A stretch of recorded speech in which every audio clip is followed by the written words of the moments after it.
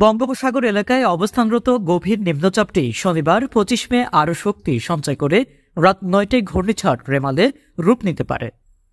ঘূর্ণিঝড় হওয়ার পর এটি খুব দ্রুত 24 ঘন্টার মধ্যে আঘাত হানতে পারে উপকূলে। খুব বেশি সময় এটি আমাদের দেবে না বলে জানিয়েছেন আবহাওয়া অধিদপ্তরের পরিচালক আজিজুর রহমান।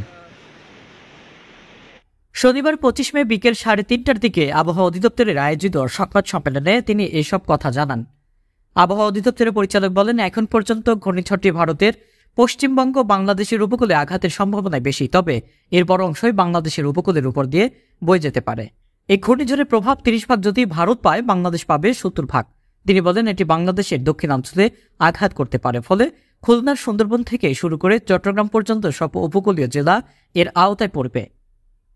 এখানে রয়েছে খুলনা, সাতক্ষীরা, বাগেরহাট, বরিশাল, পটুয়াখালী, বরগুনা, নোয়াখালী জেলা ঘূর্ণিঝড়ের আওতায় পড়বে।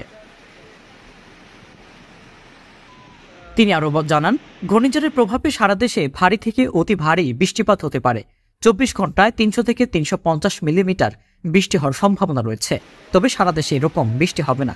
উপকূলীয় এলাকায়, বিশেষ করে চট্টগ্রাম, বরিশাল ও নোয়াখালী জেলায় বৃষ্টি বেশি হবে।